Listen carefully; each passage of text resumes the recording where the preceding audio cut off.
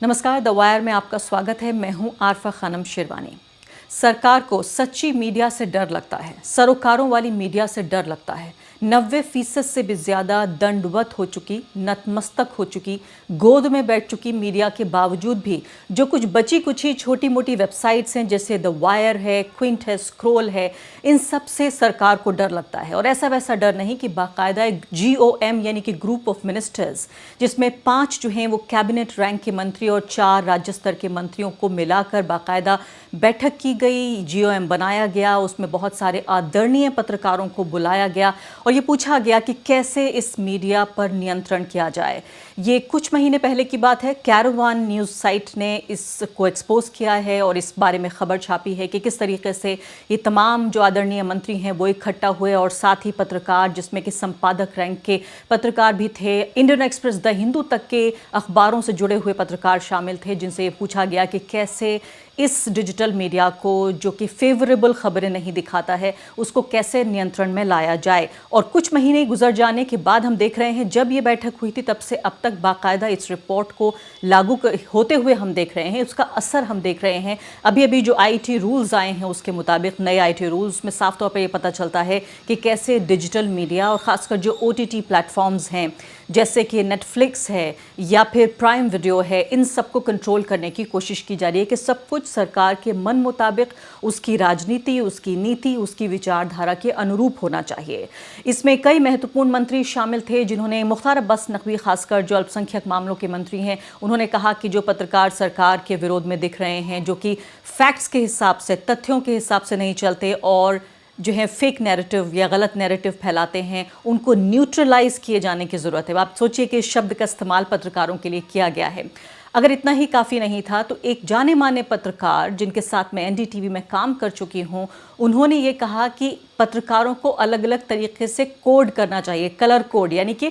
उनके गले में पट्टा पहनाया जाए। जो पत्रकार पूरे तरीके से सरकार का समर्थन करते हैं उनको सफ़ेद रंग मिलना चाहिए, जो पूरे तरीके से अपोज करते हैं उनको काले रंग का पट्टा पहनाया जाए, और जो फेंस सिटर्स हैं, यानी कि कभी वो सरकार का विरोध कर देते हैं, कभी उनके समर्थन में आ जाते हैं, थोड़ा सा अभी ज़रा फेंस पर बैठ कर ये देख रहे हैं कि क्या करना चाहिए, जिन्हें हम कभी कभी अवसरवादी लोग भी कहते हैं, उनको जो है वो पीले रंग का पट्टा पहनाया जाना चाहिए। तो ये खुद पत्रकार महोदय बाकायदा दूसरे पत्रकारों के लिए ये बातें कर रहे हैं। अभी अभी US थिंक टैंक की रिपोर्ट आई है, जिसमें फ्रीडम हाउस के नाम से US थिंक टैंक है, उसने रिपोर्ट जारी की है कि भारत को अब पूरे तरीके से आज़ाद देश नहीं कहा जा सकता, बल्कि आंशिक रूप से आज़ाद कहा जाएगा, पार्टली फ्री। मैं सोच रही थी कि भारत के नागरिक तो अभी भी एक ऐसे देश में जी रहे हैं जो कम से कम पार्टली फ्री है, लेकिन आप इन पत्रकारों की बात सुने जिन लोगों ने इसमें हिस्सा लिया, तो आपको लगता है कि भारत एक गुलाम देश है, क्योंकि गुलाम देश में ही ऐसे गुलाम पत्रकार इस तरह की गुलामी की बातें कर सकते हैं, जो खुद ही अपने ही पेशे को किस तरह से जो जकड़ा जाए, उनको कैसे पिंजरे में कैद किया जाए। भारत के पत्रकारों को, जो जनहित की पत्रकारिता करते हैं, सरोकारों की पत्रकारिता करते हैं, गरीब पिछड़े लोगों की पत्रकारिता करते हैं और सरकार से वो सवाल पूछते हैं जो किसी भी एक बुनियादी, या मैं कहूँगी मिनिमम डेमोक्रेसी में पूछे जाने चाहिए, वो सवाल पूछने का काम कर रहे हैं। इसमें बाकायदा मंत्रियों के जरिए ये फिक्र जाहिर की गई है कि कैसे द वायर, स्क्रोल, क्विंट जैसी जो वेबसाइट्स हैं, उनका जो नेगेटिव जो कंटेंट है, कैसे उसको बनाया जाए। इसके अलावा जो फॉरेन मीडिया है, उसके लिए भी कहा गया कि फॉरेन मीडिया भी इन्हीं वेबसाइट से क्यों लेकर, इनसे इशारा लेकर कवरेज करती है। इसमें यह भी चर्चा हुई कि गूगल पर भी कैसे ये खबरें प्रमोट की जाती हैं, उन पर भी बात किया जाना ज़रूरी है। और हरतोष सिंह बल इस वक्त हमारे साथ मौजूद हैं, पॉलिटिकल एडिटर हैं कैरवान मैगजीन के, जिसने ये रिपोर्ट छापी है। उनसे हम जानने की कोशिश करते हैं, पहली बात तो ये रिपोर्ट उनके हाथ कैसे लगी और क्या मायने हैं, खासकर जिस मीडिया के बारे में, जिसके बारे में इतनी खौफजदा है ये सरकार, उसी मीडिया का वो एक हिस्सा है। हरतोष, सबसे पहले ये बताइए कि ये इसको कुछ वक्त गुजर चुका है इस मीटिंग को, और तब से अब तक अगर जो कदम उठाने की बात हो रही है, मैंने अपने इंट्रोडक्शन में भी दर्शकों को बताया कि क्या क्या करने की कोशिश कर रही है सरकार, काफी हद तक तो इसको इम्प्लीमेंट किया जा चुका है। जी देखिए, ये रिपोर्ट है कुछ 6 महीने पुरानी है। जो इसके रिकमेंडेशंस हैं, जिस बुनियाद पे इसमें डिजिटल मीडिया की एक सस्पेशन या पैरानोया रिफ्लेक्ट होता है, उसके बेसिस पे जो रिकमेंडेशंस थे कुछ हद तक तो ऑलरेडी रिपोर्ट के टाइम पे ही अगस्त में लागू हो गए थे, क्या कहते हैं, फॉरेन फंडिंग को लेके जो था। और दूसरी जहां तक बात थी वो थी, क्या कहते हैं, ओटीटी और डिजिटल न्यूज के ऊपर रेगुलेशन, वो हाल में ही इम्प्लीमेंट हुआ है। तो एक जुड़ी हुई कड़ी है जब से ये रिपोर्ट निकली है और उसके बाद जो डिजिटल एक्शन लिया है सरकार। जी हाँ, हरतोष, इसमें सबसे जो चौंकाने वाली बात थी, पहली बात तो यह है कि सरकार के तमाम कद्दावर मंत्री मौजूद हैं वहाँ पर, फिर मीडिया से जुड़े हुए, जिसको हम रिस्पेक्टेड मीडिया कहते हैं, सिर्फ वो नहीं जो कि गुलाम मीडिया है, बिक चुका है, खाली टीवी चैनल्स के एंकर्स या एडिटर्स, बल्कि जो बड़े इज्जतदार अखबार हैं जिन्हें आदरणीय हम कहते हैं, उनसे जुड़े हुए पत्रकार भी शामिल थे, जो ये कह रहे हैं कि उनको हरा रंग का पट्टा पहनाया जाए या लाल रंग का पट्टा पहनाया जाए, बाकायदा पत्रकारों को चिन्हित करने का काम किया जा रहा है। जब मैं ये सब पढ़ रही थी तो मुझे लग रहा था कि जो एक डिस्टोपियन वर्ल्ड का जो कॉन्सेप्ट है, जो एक आतंकी राज्य है जहां बहुत ज्यादा घोर अन्याय है और जहां पर इंसाफ की कोई उम्मीद नहीं है, जिसे अंग्रेजी में हम डिस्टोपियन कहते हैं, उसका एक पूरा तस्वुर, एक ख्याल मेरे सामने आया। ये देखिए, साफ है, आप रिपोर्ट पढ़ें और या हमारी रिपोर्ट में ही ये जाहिर होता है कि अब एकदम जैसे पट्टे लगाते हैं हम किसी पालतू जानवर के, उस तरह से कलर कोडिंग की बात हो रही है। एक रंग के पत्रकार सरकार के फेवर में होंगे,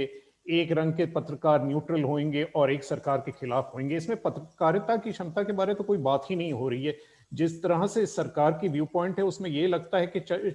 फॉर अस अगेंस्ट अस वाली जो बात है, जो बुश से लेके आज तक आ रही है, वो एक पैरानोया इसमें रिफ्लेक्ट होता है। और इस बेसिस पे ही सारी रिकमेंडेशंस हैं इस रिपोर्ट की कि आप जो हमारे खिलाफ हैं, इनके मर्जी जो खिलाफ क्या है, खिलाफ वो हैं जो सरकारी नैरेटिव को नहीं फॉलो करते हैं। इस सरकार कहती है फेक नैरेटिव, फेक नैरेटिव इनके मुताबिक क्या है, क्या फेक होता है। और उन पत्रकार को सिर्फ आपने लेबल नहीं करना है, उन्हें मॉनिटर भी करना है। एक अलग से सरकार का सेल को एक जिम्मेवारी दी है इस गवर्नमेंट ऑफ मिनिस्टर्स के रिपोर्ट में, जो आई&बी मिनिस्ट्री के तहत आता है, जिसमें 50 नेगेटिव इन्फ्लुएंसर्स को आप रेगुलरली मॉनिटर करेंगे। और मॉनिटर करने के बाद उसमें मुख्तार अब्बास नकवी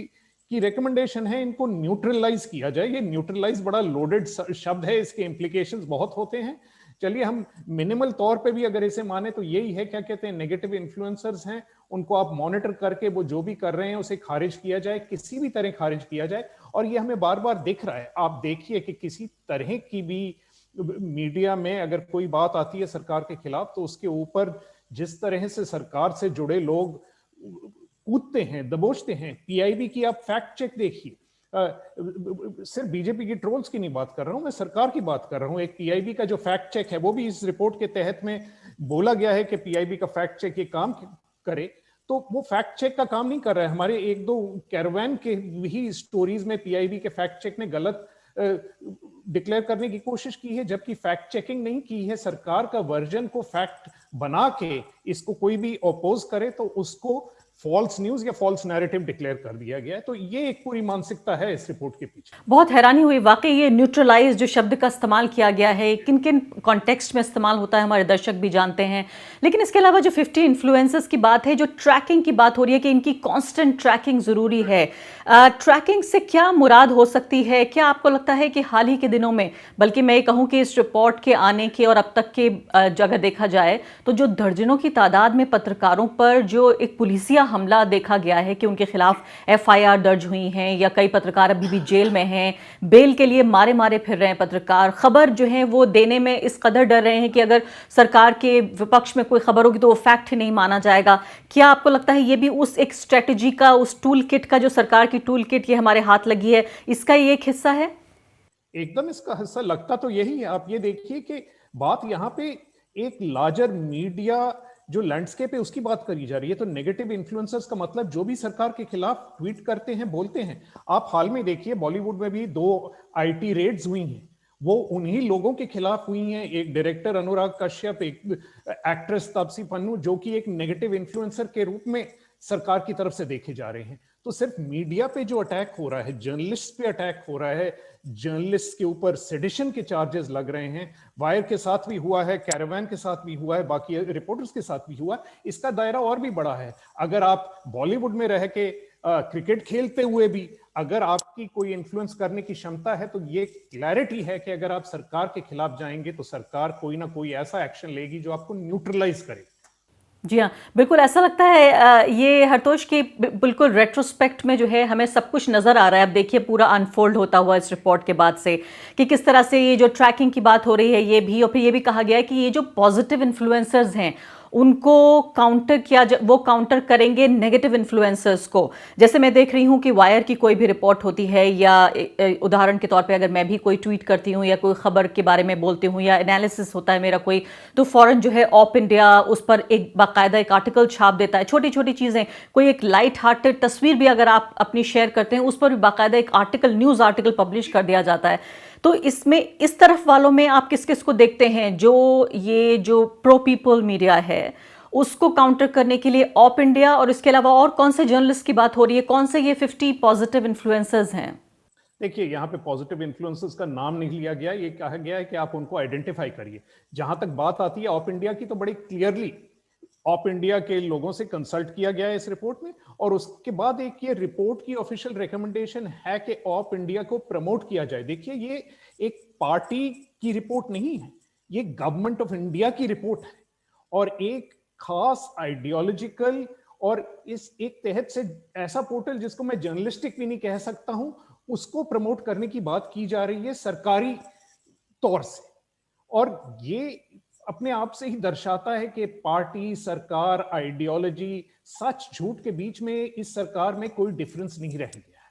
और इनको एक ही चीज से मतलब है कि इनकी जो रियलिटी है, अगर नवनीत सिंह पे गोली चली है और इसका बयान कोई आई विटनेस दे रहा है, तो ये किसी भी मीडिया को हक नहीं है कि वो आई विटनेस को कोट करेगा, वो सेडिशन हो जाएगी, ये न्यूट्रलाइजेशन होती है। जी हरतोष, इसके अलावा ये तो बात रही कि कैसे जो एक आफ्टर जो है वो प्रोसेस होगा कि एक बार खबर छप गई है तो फिर कैसे न्यूट्रलाइज करेंगे, कैसे काउंटर किया जाएगा। पूरा ऐसा लगता है कि एकदम से एक युद्ध की भाषा बोली जा रही है कि इन लोगों के खिलाफ कैसे ट्रैकिंग होगी, फिर वो अपोज करने, काउंटर करने लोग आएंगे और फिर कैसे इनको न्यूट्रलाइज किया जाएगा। ये शब्दों का भी आप ये देखिए बड़ा खौफजदा तरीके से ये इस्तेमाल है। लेकिन इसके अलावा जो 26% जो FDI पे डिजिटल मीडिया में जो कैप लगाया गया वो भी इस रणनीति का एक हिस्सा है। इसमें साफ बात की हुई है, क्या कहते हैं, वो रिपोर्ट आप देखेंगे तो उसमें कहा हुआ है कि जब ये रिपोर्ट सबमिट हो रही है कि ये काम अभी लागू होने जा रहा है, उसके बाद जो बात की गई है, जो रेगुलेशन अब आए हैं, और तीसरी बात जिसका जिक्र इसमें आया हुआ है कि गूगल या कुछ मीडिया को प्रमोट करती है, उनके बारे भी सोचना चाहिए, कुछ एक्शन लेना चाहिए। तो ये कड़ी जुड़ी हुई है। आप बार बार देखेंगे कि क्योंकि बाकी मीडिया का गवर्नमेंट कम्युनिकेशन में कोई जिक्र ही नहीं है। आप बड़े बड़े टेलीविजन चैनल हैं, गवर्नमेंट कम्युनिकेशन का ये जो रिपोर्ट है, GOM की रिपोर्ट है गवर्नमेंट कम्युनिकेशन की, उसमें किसी टीवी चैनल या बड़े अखबार का कोई डिस्क्रिप्शन ही नहीं है। तो इसका मतलब सरकार को लगता है नेगेटिव इन्फ्लुएंसर्स या जो जिनसे उनको फिक्र है, जो खबरों की फिक्र है, उसमें ना कोई चैनल शामिल होती है, ना कोई न्यूज़पेपर शामिल होता है। एक पूरी तहत से जो सरकार की जो दिक्कतें हैं वो डिजिटल मीडिया से हैं और फॉरेन मीडिया से हैं। और यहाँ पे कोशिश भी की गई है कि कुछ हद तक फॉरेन मीडिया की भी यही प्रॉब्लम्स है कि वो डिजिटल मीडिया से क्यूज लेती है, तो उसको भी कैसे कंटेन किया जाए, ये भी कोशिश। लेकिन हरतोष, एक तरह से ये हास्यास्पद है और शायद मेरे जैसे और आपके जैसे पत्रकारों के लिए ये गौरवान्वित होने का क्षण भी है कि हमें दिन रात सोशल मीडिया पर या जितने भी टूल्स हैं जो सरकार से जुड़े हुए, चाहे उनके परिवार का पूरा वो हिस्सा रहे हों, वो डिस्क्रेडिट करने की कोशिश करते हैं कि हमारी विश्वसनीयता ख़त्म की जाए। लेकिन हमारे ही ओपिनियन के लिए, हमारी ही राय के लिए इतनी बेचैनी नज़र आ रही है कि किसी तरीके से हमारे व्यू में जो है वो सुर्खरू हो जाएं, उनकी इमेज बेहतर हो जाए। तो क्या ये माना जाए कि 90% से भी ज़्यादा जो दंडवत हो चुका है, जिसे हम मुख्य धारा का मीडिया कहते हैं, वो भी नाकाफी है? और ये कुछ 2-4 छोटे मोटे जो वेबसाइट्स हैं जिसको ये खुद कहते हैं कि आप छोटे मोटे हैं, मुझे दिन रात ट्विटर पे लोग बोलते हैं कि आप पत्रकार नहीं हैं, आप तो यूट्यूब के पत्रकार हैं, यानी कि हमारी कोई खास अहमियत नहीं है, लेकिन उसके लिए इतने बड़े बड़े पूरी भारत की सरकार, मंत्री परेशान है। ये देखिए, हैरानी की तो वही बात है ना कि ये जो 5% भी नहीं, 2-3% ले लें, और ये जो पोर्टल्स हैं, ये जो ऑर्गेनाइजेशंस हैं, इस पे सरकार का इतना ज्यादा फोकस है। हमें तो खुद ही लगता है कि जो हम इंपॉर्टेंस अपने आप को नहीं देते, वो इंपॉर्टेंस मिल रही है कि सरकार के हर पक्ष के लोग, सरकार में बड़े बड़े लोग, क्योंकि ये जो है 5 इसमें से कैबिनेट मिनिस्टर्स इंक्लूडेड हैं। ये देखिए INB मिनिस्टर तो चलिए छोड़िए है ही हैं, minister of external affairs Jaishankar भी इसी में शामिल, विदेश मंत्री, बिल्कुल विदेश मंत्री हैं और काफी करीब हैं हमारे नरेंद्र मोदी जी के इन टर्म्स ऑफ जो भी रणनीति डिसाइड की जाती है किसी भी इंपॉर्टेंट पहलू में। तो ये सब देखते हुए लगता है मेरे को कि काफी हद तक हमारे को ये सोचना चाहिए कि हमारी जो रीडरशिप या रीच से कहीं ज्यादा इम्पैक्ट इसलिए हो रहा है क्योंकि सरकार को खास तौर पे परवाह है कि हम लोग क्या कर रहे हैं क्या नहीं कर रहे हैं। तो ये एक पॉजिटिव मैं समझता हूँ। ये आप देख लीजिए, जैसे मैंने जिक्र की IT रेड्स की, आपने देखा होगा क्या कहते हैं, हाल में इसी के पहले न्यूज क्लिक पे भी रेड हुआ था, 5 दिन तक चला था, जिसमें फंडिंग की फिर वो बात कर रहे हैं। हम ऐसे पोर्टल्स, ऐसे ऑर्गेनाइजेशंस की बात कर रहे हैं जिनकी फंडिंग 10, 15, 20, 30 करोड़ की फंडिंग है और सरकार को परवाह बाकी ऐसे मीडिया की नहीं है जहां पे फंडिंग 500, 1000 करोड़, 2000 करोड़ की फंडिंग है, जिस बेसिस पे करोड़ों की तादाद में लोग वो मीडिया देखते हैं, पर सरकार को उस मीडिया की कोई परवाह नहीं है, वो मीडिया एग्जिस्ट भी ना करे। और हालात ये आ गई है, सरकार के अंदर के ही लोग कह रहे हैं कि हमें कोई ना कोई तरीका ढूंढना है जिससे हम नेगेटिव परसेप्शन को चेंज करें। सरकार का विश्वास ये है कि इस सरकार की परसेप्शन मीडिया में नेगेटिव है, तो इसका मतलब ये मेन स्ट्रीम चैनल्स या मेन स्ट्रीम अखबार तो पढ़ते ही नहीं है, क्योंकि वहां पे तो हमें कहीं नेगेटिव परसेप्शन दिखता नहीं है। तो इसका मतलब ये हुआ कि ये हकीकत नहीं बदलना चाहते, बल्कि उसका जो कवरेज है वो बदलना चाहते हैं, क्योंकि जाहिर है जब सच्चाई बदलेगी तो हेडलाइंस भी बदल जाएंगी, लेकिन ये चाहते हैं कि हेडलाइंस मैनेज की जाए, सच्चाई ना बदले। आपका बहुत बहुत शुक्रिया हरतोष बातचीत करने के लिए, और खासकर आपको बधाई भी कि रिपोर्ट हम सबके सामने आप लेकर आए। जाहिर सी बात है कि ये जो आने वाले दिन हैं वो काफ़ी चुनौतीपूर्ण होने जा रहे हैं हमारे आपके जैसे पब्लिकेशंस के लिए, न्यूज़ साइट्स के लिए, लेकिन साथ साथ कहीं ना कहीं एक तरह से ऐसा लग रहा है कि आज एक शाबाशी भी मिल गई है, पीठ पर जो है वो एक तरह से थपकी मिल गई है। जो भी कुछ हम काम कर रहे थे वो सही दिशा में जा रहा है। जिस तरह से जनहित की हम पत्रकारिता कर रहे हैं उसी को और ज़्यादा फोर्सफुल और मजबूत तरीके से करने की ज़रूरत है। द वायर के और वीडियोस देखने के लिए सब्सक्राइब करें और बेल आइकन पर क्लिक करें। स्वतंत्र पत्रकारिता की आर्थिक मदद करने के लिए डिस्क्रिप्शन में दिए गए लिंक पर जाएं और अपनी राशि चुनें।